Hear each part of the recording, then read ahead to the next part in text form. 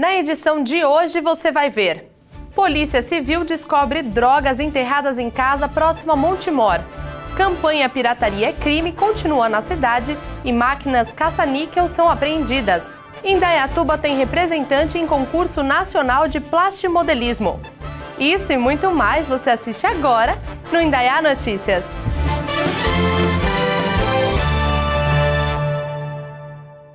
No final da tarde de ontem, a Polícia Militar apreendeu drogas durante um patrulhamento no bairro Tancredo Neves. A operação começou depois que a Polícia Militar recebeu uma denúncia anônima. A informação é de que os fundos de uma casa eram usados para a venda de drogas. No local, foram apreendidos 16 papelotes de maconha, 95 Eppendorfs de cocaína e 2 sacos com entorpecente a granel. Uma mulher estava na residência e foi autuada em flagrante por tráfico de drogas.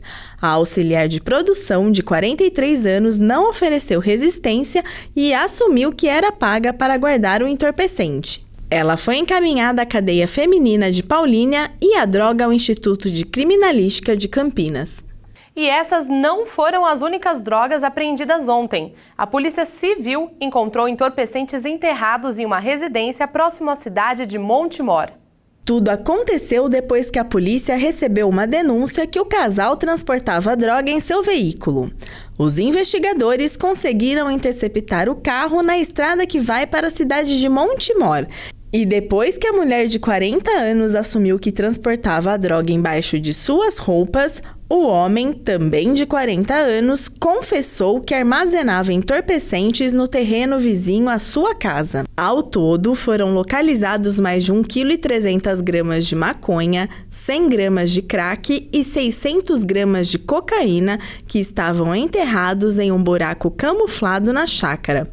O casal foi autuado em flagrante por tráfico de drogas e associação ao tráfico. A Secretaria da Fazenda informa que o prazo para adesão do IPTU digital vai até o dia 15 de dezembro. Quem optar por essa forma de recebimento terá acesso ao famoso carnê pelo e-mail. Os interessados devem acessar o site www.indaiatuba.sp.gov.br/fazenda e preencher o formulário com os dados do contribuinte. Até agora, a Prefeitura já registrou 1.400 solicitações para o próximo ano. Em 2014, 2.600 contribuintes preferiram a versão digital.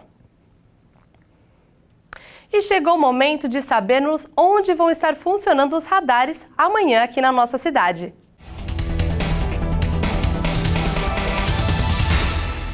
Nesta quarta-feira, os radares estarão na Avenida Engenheiro Fábio Roberto Barnabé, próximo à Prefeitura, e na Avenida Conceição, próximo à Faculdade Anhanguera. O horário de operação é das 6h30 da manhã às 11 horas. Já das 11h30 da manhã às 3h30 da tarde, a fiscalização acontece na Avenida Engenheiro Fábio Roberto Barnabé, próximo ao Jardim Esplanada, e na Avenida Conceição, próximo à Faculdade Anhanguera. E no final do dia, das 4 da tarde às 8 da noite, os radares vão estar na Avenida Engenheiro Fábio Roberto Barnabé, próximo à sede da Guarda Civil, e na Avenida Presidente Vargas, no cruzamento com a Rua do Ilha Zope Garcia. E é sempre bom lembrar de não ultrapassar os limites de velocidade nesses e em outros lugares da cidade, colaborando assim com a segurança no trânsito. E no próximo bloco, Campanha Pirataria é Crime continua na cidade e máquinas caça-níquel são apreendidas. Mais detalhes daqui a pouquinho, fique por aí!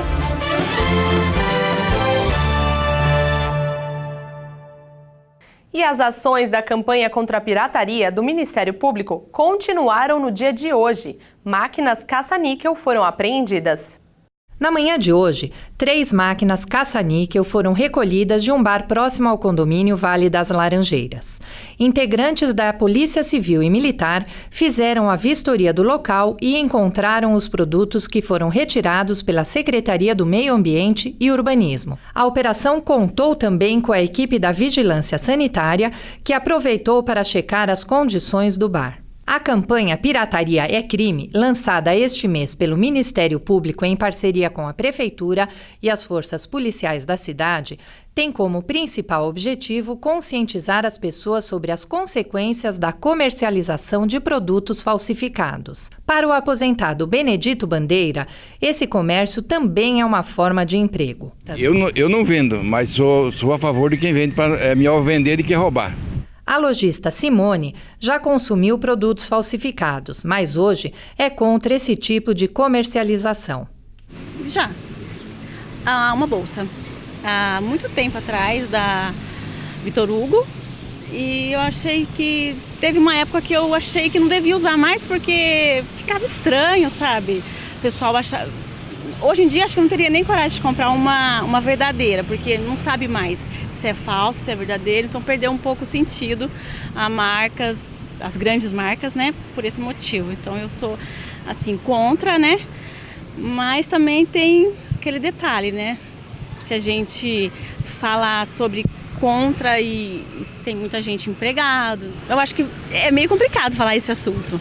Almira Pazini nunca comprou esses produtos.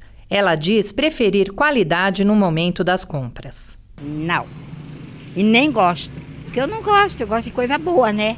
Porque pirata é pirata, então eu não gosto mesmo, eu gosto de coisas boas mesmo.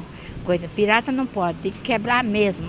Botar aquela, como é que chama, da prefeitura e quebra tudo e pronto.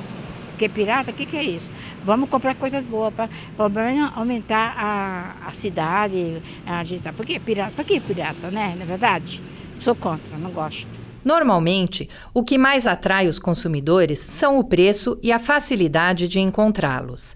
Para a gerente de vendas, Laísa Creato, que já comprou CDs e DVDs piratas antes, hoje ela apoia a campanha contra a pirataria e chama a atenção para o consumo de brinquedos falsificados.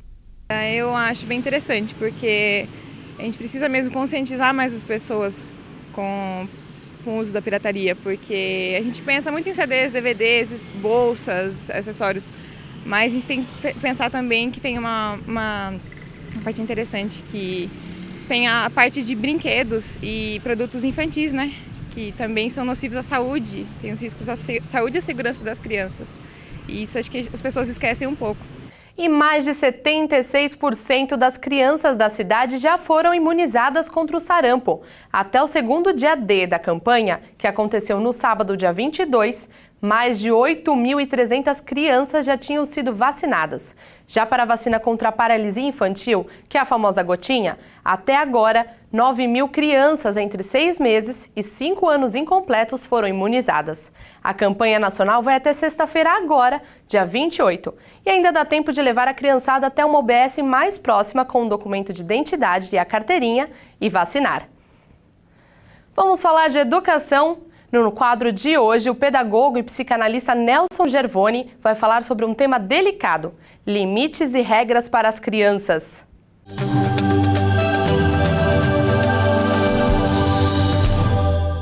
Olá, sou o professor Nelson Gervoni, pedagogo e psicanalista, e tratamos aqui de educação, relacionamentos na escola e na família.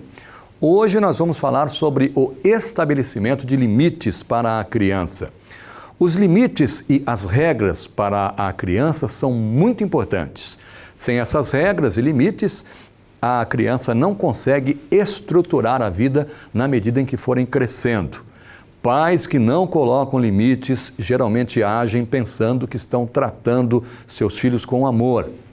O professor Yves Delatay, que é um pesquisador em psicologia da educação lá da USP, ele lembra que os limites devem ser vistos em 3 dimensões. Primeiro, limites que damos à criança. Segundo, os limites que essas crianças precisam aprender a transpor na vida. E terceiro, os limites que os limites da criança, né, que precisam ser respeitados pelos pais, pelos adultos, pelos professores. Quando esses 3 tipos de limites estão desequilibrados, o desenvolvimento da criança fica comprometido. Se você desejar, mande um e-mail aqui para a gente. Você pode sugerir um assunto sobre educação e relacionamentos na escola e na família. É só mandar um e-mail para nelson.gervone@gmail.com. E um forte abraço. E agora a gente confere a previsão do tempo para os próximos dias.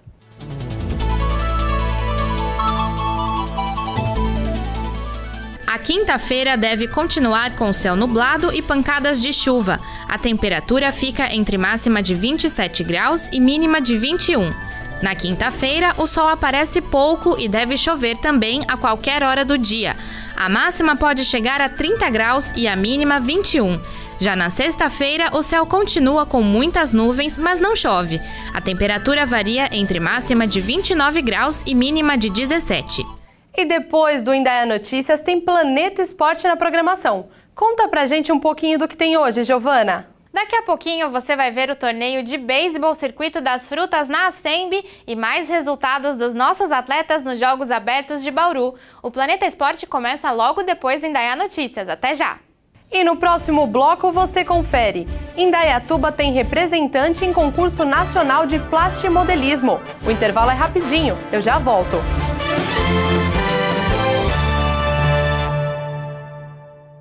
Você sabe o que é diorama? Indaiatuba vai competir no concurso nacional da categoria, que acontece em São Paulo no final de semana.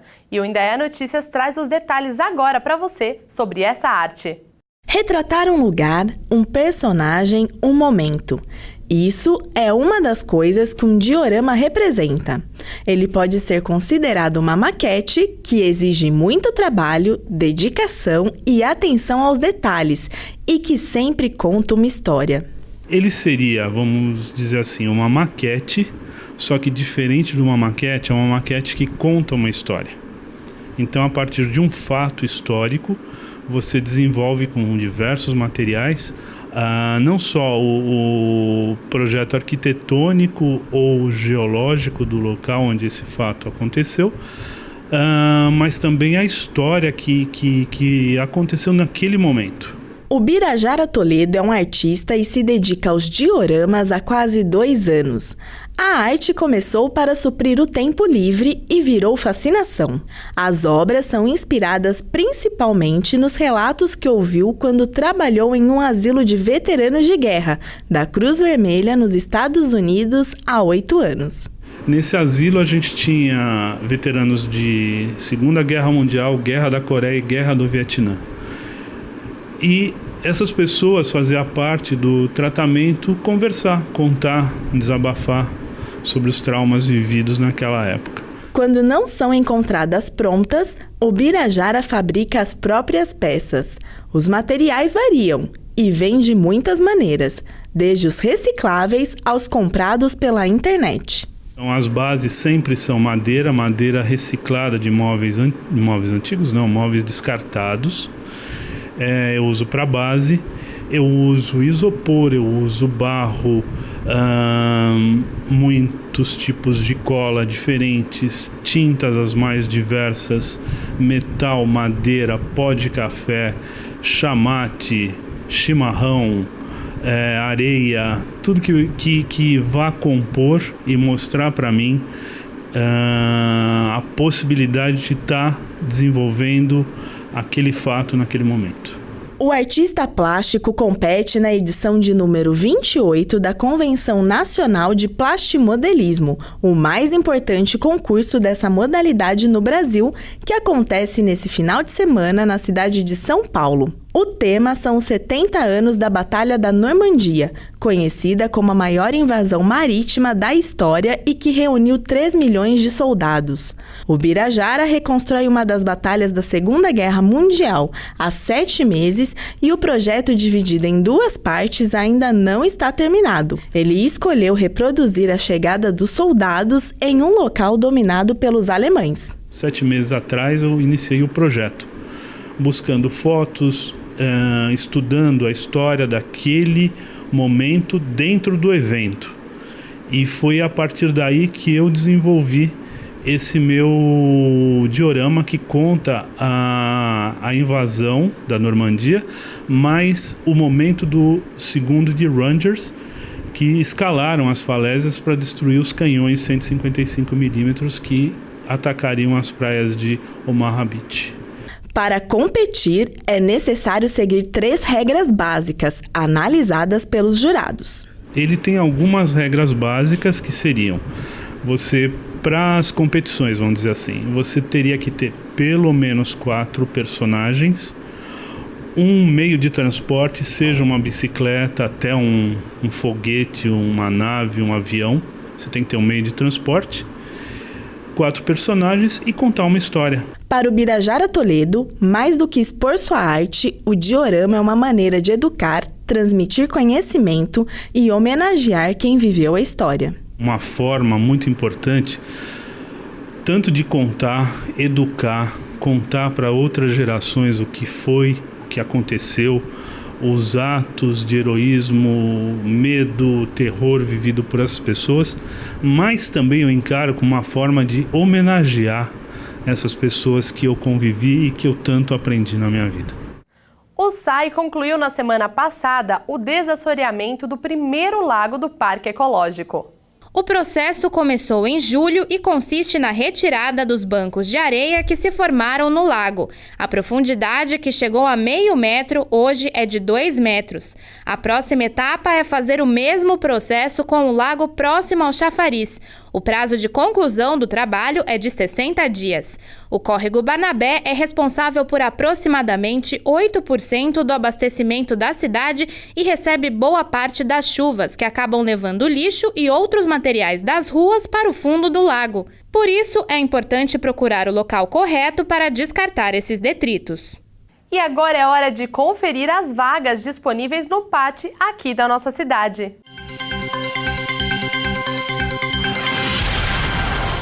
O posto de atendimento ao trabalhador de Indaiatuba tem vagas disponíveis para açougueiro, ajudante de obras, ajudante de pintor, assistente de vendas, atendente de balcão, auxiliar de limpeza, barman, carpinteiro, eletricista, montador de móveis, oficial de serviços gerais, operador de caixa, pintor de casas, porteiro, promotor de vendas, repositor de mercadorias e vendedor. Os interessados devem levar RG, CPF, PIS e carteira de trabalho original ao PAT de Indaiatuba, que fica na Rua Jacob Lira, 344, Parque das Nações. Vale lembrar que as vagas disponíveis estão sujeitas à alteração. Mais informações pelos telefones 3894-3363 ou 3894-3369. Hoje é o Dia Nacional do Doador Voluntário de Sangue. A data foi instituída no Brasil em 1964 pelo presidente Castelo Branco. Cada doação feita pode salvar 4 vidas. E sábado agora, dia 29, tem campanha de doação no Campus 1 da FIEC. Para ser um doador é preciso ter entre 16 e 67 anos incompletos, não ter comportamento de risco, diabetes, não ter feito tatuagem ou piercing nos últimos 6 meses e não ter tomado a vacina contra a gripe nos últimos 30 dias. A campanha é uma parceria com o Hemocentro da Unicamp e acontece a partir das 9 horas da manhã. E o Indaiá Notícias fica por aqui. Na sequência tem Planeta Esporte na TV Indaiá. E a gente se vê amanhã. Eu espero por você.